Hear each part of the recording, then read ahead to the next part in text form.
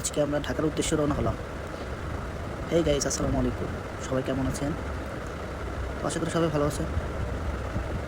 আজকে আমাদের প্রধান উদ্দেশ্য হলো ঢাকা যাওয়া। তো আমরা দেরি না করে ঢাকার উদ্দেশ্যে রওনা হয়ে পড়েছি। সো তাই আমরা দেরি না করে গাড়ির জন্য ওয়েট করতেছিলাম। গাড়ি কখন আসবে আর কখন আমরা যাওয়ার জন্য প্রস্তুত হব। প্রায় অনেকক্ষণ ওয়েট করার পরে দেখা যাচ্ছিল একটা গাড়িও নাই।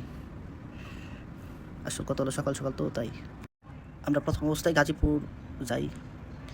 গাজীপুর দিয়ে ঢাকা যাব। তাই আমরা হালকা ব্রেক করে নিলাম গাজীপুর চৌরাস্তাতে। তো আলহামদুলিল্লাহ আমরা খুব সুন্দরভাবে ঢাকা পৌঁছতে পেরেছি। ভাবছিলাম আজকে অনেক জ্যাম থাকবে, কিন্তু না, খুব সুন্দরভাবে আমরা পৌঁছতে পেরেছি।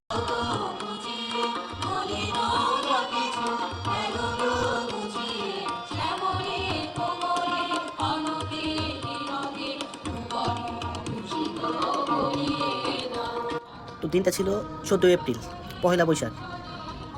এইখানে বিভিন্ন জায়গায় খুব সুন্দর করে তারা বাংলা সঙ্গীতগুলো পরিচালনা করতেছে। খুব সুন্দর করে তারা তাদের পহেলা বৈশাখটি পালন উৎসব করতেছে।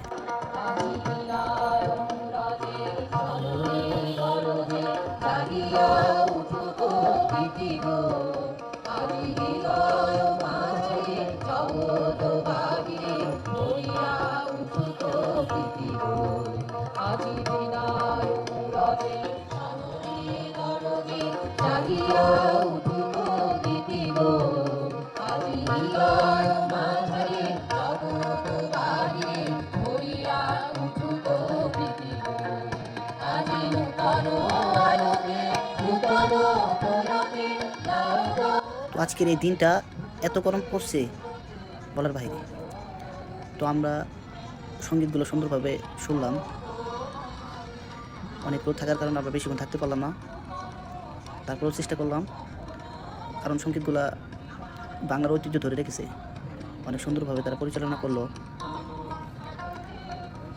সবাই একসাথে কত সুন্দরভাবে তাদের সঙ্গীতগুলা মিলে গাইছে। আসলে বাংলার ঐতিহ্য একটি বৃহৎ মাত্রিক। আশা করি তারা এগুলো ধরে রাখবে বা আমরা ধরে রাখবো। বাংলার ঐতিহ্য ধরে রাখার প্রচেষ্টায় থাকতে হবে সকলকে, কারণ এই বাংলার ঐতিহ্য আমাদের আর আমাদেরই থাকবে। তো আমরা এখান থেকে চলে যাব, দেখি সামনে আরও আমাদের জন্য কী কী অপেক্ষা করতেছে।